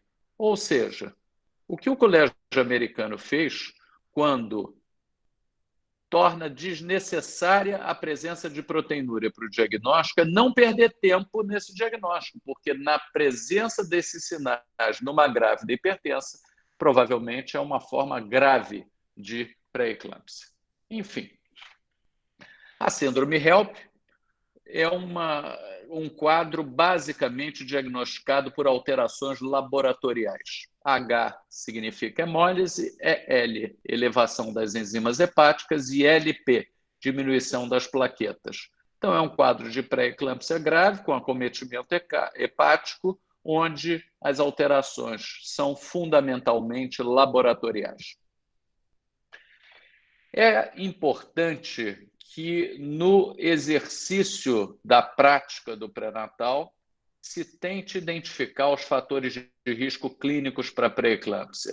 História prévia, hipertensas crônicas ou portadoras de doença renal, trombofílicas, lúpicas, diabéticas, primíparas, cuja mãe ou irmã tiveram pré-eclâmpsia, gravidez gemelar, gravidezes decorrentes de FIV, pacientes obesas com mais de 40 anos, que tiveram outro filho há mais de 10 anos e mulheres de etnia negra. São todos esses fatores de risco que são facilmente identificados no pré-natal e devem nos alertar para maior probabilidade dessa doença. Que era a doença das teorias, A etiopatogenia da toxemia gravídica, hoje, o que se explica melhor é uma doença em 2 estágios. Um primeiro estágio de placentação defeituosa e um segundo estágio de disfunção endotelial. Existe na gravidez uma remodelação desses vasos que efetivamente levam sangue da mãe para a circulação uteroplacentária, quer dizer, esses vasos são da circulação uteroplacentária e que levam sangue para o espaço interviloso, onde está a placenta. São as artérias espiraladas. A presença da placenta, vejam que interessante, determina uma remodelação dessas artérias espiraladas. Remodelação essa que deixa de acontecer na grávida toxêmica. Persiste a capa musculoelástica das artérias espiraladas no seu nível miometrial. Isso faz com que essas artérias espiraladas sigam na grávida toxêmica vasos tortuosos, providos de capa musculoelástica e que, por conseguinte, oferecem uma alta resistência à circulação uteroplacentária. Enfatizando, a primeira manifestação que acontece na grávida toxêmica antecede a manifestação clínica e é uma questão de remodelação incompleta dessas artérias espiraladas. Daí decorre a disfunção endotelial, onde há um desequilíbrio entre fatores angiogênicos e anti-angiogênicos. Existe um desequilíbrio entre tromboxano e prostaciclina, com predomínio do tromboxano, razão pela qual hoje se considera o uso de aspirina em baixa dose no intuito de diminuir as concentrações de tromboxano sem mexer nas concentrações de prostaciclina. E essa figura sumariza o que acontece. Possivelmente em decorrência de fatores genéticos, imunológicos, enfim, uma enormidade de fatores, a placentação na grávida toxêmica é defeituosa. Dessa placentação defeituosa resulta uma circulação uteroplacentária comprometida, que localmente tem um efeito no crescimento dos bebês. São fetos pequenos com crescimento intrauterino restrito. E num segundo passo, um estresse oxidativo, uma disfunção endotelial generalizada, essa sim responsável pelas manifestações clínicas da doença. A saber, vasoespasmo, caracterizando a hipertensão, alterações hepáticas, notadamente na síndrome HELP, com aumento das enzimas hepáticas, alterações cerebrais e visuais, as manifestações convulsivas nada são mais do que a repercussão dessas alterações cerebrais e visuais e muitas vezes antecedem as convulsões, a cefaleia, a presença de escotomas e visão turva. Alterações sanguíneas na síndrome HELP, como já falamos, com hemólise microangiopática e trombocitopenia. Nas alterações renais reside uma lesão fundamental, que é a endoteliose capilar glomerular, motivo do surgimento da proteinúria. Localmente, uma diminuição da circulação uteroplacentária, que leva não apenas a uma diminuição do crescimento fetal, um CIR, mas aumento de incidência de descolamento prematuro da placenta e um útero hiperreativo.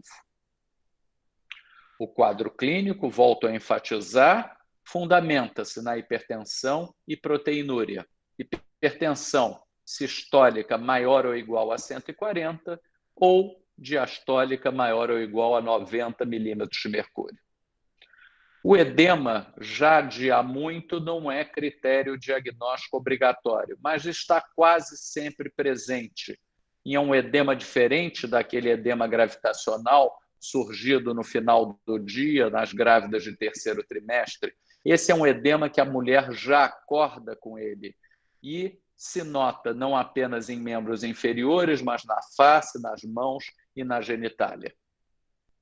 A proteinúria, supostamente critério diagnóstico obrigatório, numa amostra de 24 horas, a presença de mais de 300 miligramas seria o padrão ouro. No entanto, pela dificuldade de colher urina em 24 horas, hoje aceita-se o teste de fita acima de uma cruz, caracterizando essa proteinúria. Talvez dos aspectos mais importantes em relação à toxemia gravídica resida a predição e a sua possível prevenção. Isso começou nos anos 90 com o Doppler das artérias uterinas, que conseguia identificar mulheres onde a placentação foi capaz de remodelar a circulação uteroplacentária e o resultado era uma circulação de baixa resistência. Diferentemente daquelas onde não houve a segunda onda de migração, e o Doppler mostrava uma forma de onda diferente, com essa separação nítida entre sístole e diástole, que são chamadas incisuras. Incisuras bilaterais, significando remodelação inadequada, significando uma alta probabilidade de toxemia. No entanto, o valor preditivo positivo do teste era fraco, não chegando a 40%. Mas o valor preditivo negativo, ou seja, teste normal, e a mulher ter um desfecho normal no que diz respeito à toxemia, beirando 100%. As coisas evoluíram e esse teste passou a ser feito no primeiro trimestre, na oportunidade daquele exame da translucência nucal, que é rotina em qualquer gestação, exame realizado entre 11 e 13 semanas de gestação. A vantagem do teste precoce é instituir precocemente a profilaxia. O teste precoce é capaz de detectar as formas precoces da doença em quase 80% e as formas tardias em quase 40%. A Organização Mundial de Saúde, em 2011, honesta o emprego de aspirina para prevenção da toxemia gravídica. E isso, depois de anos em uso, tem sido exaustivamente testado. Essa meta-análise avalia a prevalência de pré-eclâmpsia pré-termo, mostra que esteve reduzida em 60% quando a aspirina foi utilizada precocemente, já a partir de 11 semanas. Essa outra revisão sistemática mostra também uma redução importante de 70% nas formas mais preocupantes da pré-eclâmpsia, que são aquelas ocorridas antes do termo da gestação, que resultam muitas vezes na necessidade da antecipação do parto. Aspirina capaz de reduzir 70% do tempo de UTI neonatal, uma vez que são menos necessários os partos prematuros em função da doença. E para quem que a gente dá aspirina? Para aquelas pacientes consideradas de alto risco, que estão aqui listadas, história familiar, mãe ou irmã de toxêmica, a própria apresentou toxemia ou um feto com CIR, hipertensas crônicas, diabéticas, obesas, trombofílicas, portadoras de colagenose e gravidezes gemelares. Esse é um grupo que já se beneficia do uso de aspirina na dose de 100 miligramas, e aqui vale uma observação, os trabalhos estrangeiros têm honestado 150, mas pelo menos 100 é o ideal. E do ponto de vista logístico, há uma dificuldade com dose de 150, a gente não tem essa formulação disponível aqui no Brasil, e teria que quebrar um comprimido ao meio, que é um pouco trabalhoso. Então, temos dado 100 miligramas, a tomada melhor é à noite, a partir de 16 semanas, no máximo, quer dizer, quanto antes, melhor. E no grupo de moderado risco, por exemplo, uma primigesta, o Doppler de uterina anormal autorizaria esse tratamento. O tratamento em si da doença instalada faz distinção entre as formas leves e graves. Nas formas leves, o tratamento é ambulatorial, raramente é necessário o uso de hipotensor, é importante a avaliação do bem-estar fetal, enquanto tudo estiver satisfatório, pressão diastólica conseguir ser mantida em até 85 milímetros de mercúrio, a gravidez segue e a interrupção acontece com 37 semanas. No controle insatisfatório ou caracterizado sofrimento fetal, habitualmente nós indicamos a interrupção da gestação. Nas formas graves, hospitalização, onde o intuito é estabilizar o quadro, prevenir e controlar as convulsões, e uma vez estabilizado o quadro, interrupção da gravidez.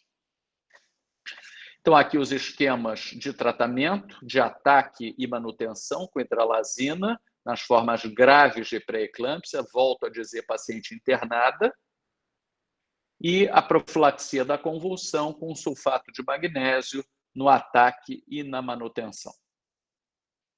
Qual é o prognóstico dessas mulheres? Nós sabemos que depois de ter tido pré-eclâmpsia, aumenta em 2 vezes o risco de outra pré-eclâmpsia numa próxima gestação, e o risco de doença cardiovascular, mais importante, aumenta também.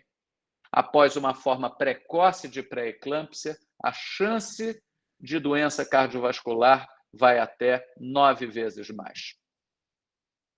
Falemos um pouco de hipertensão crônica para terminar essa apresentação. Volto a relembrar, hipertensão crônica é toda aquela diagnosticada antes de 20 semanas ou que a paciente já sabidamente era portadora de hipertensão.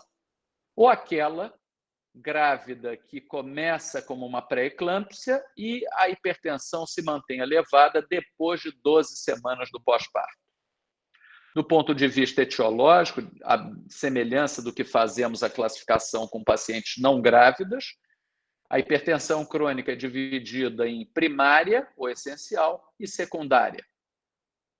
É também classificada em leve e grave, de acordo com os níveis tensionais. Até 160 é leve, acima, maior ou igual a 160 é grave, de sistólica. E na diastólica, até 109, leve, e acima de 110, grave.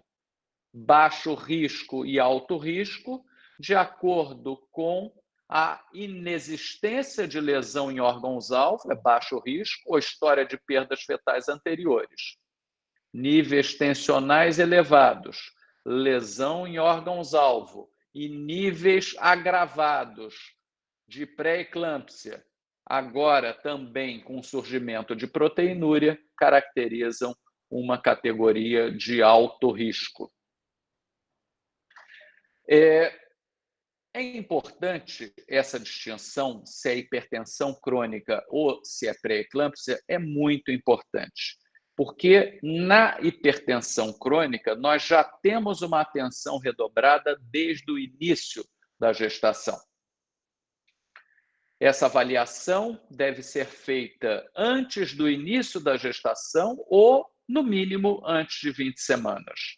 E é fundamental caracterizar se é de baixo ou alto risco, porque aquelas gestantes de hipertensão crônica de alto risco merecem uma condução diferente no pré-natal.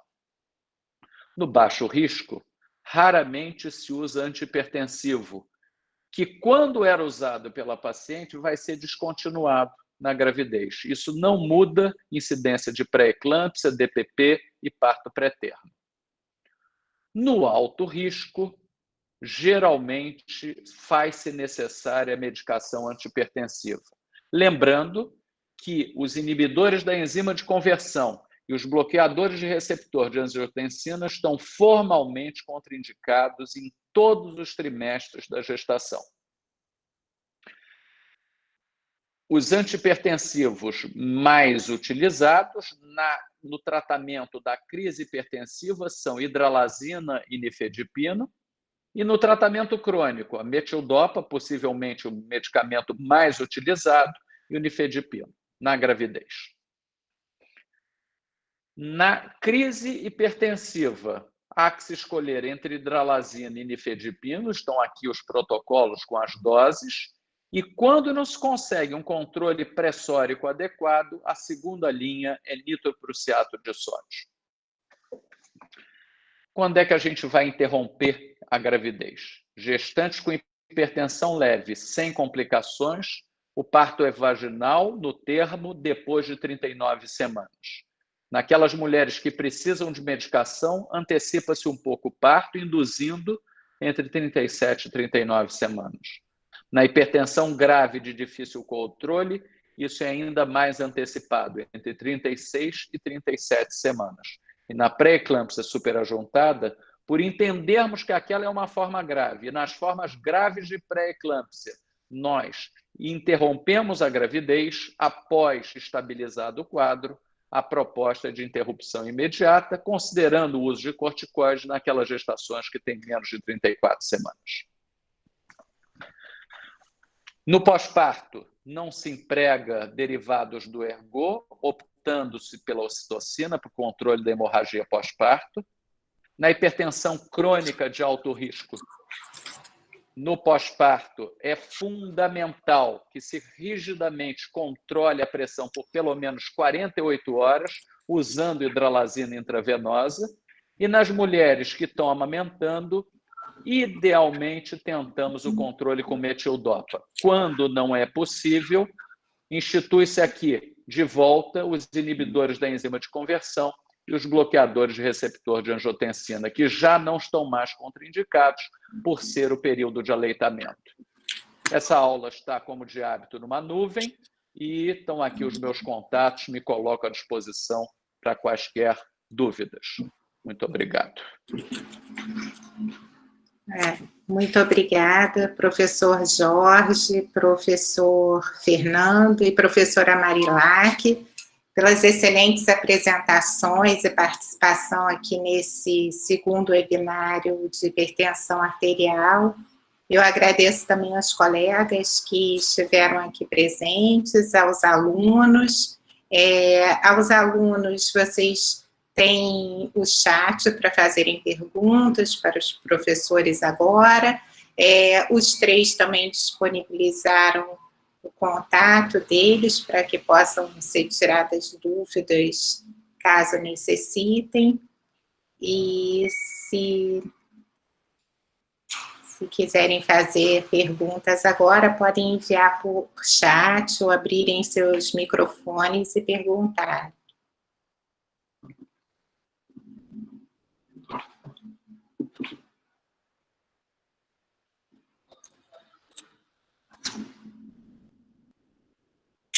Eu acho que ninguém tem nenhuma pergunta, então vamos encerrar. Obrigada a todos e uma boa tarde. Muito obrigado a todos. Ótimas apresentações. Estela também, muito obrigado. Alunos também. Até quarta. Até quarta.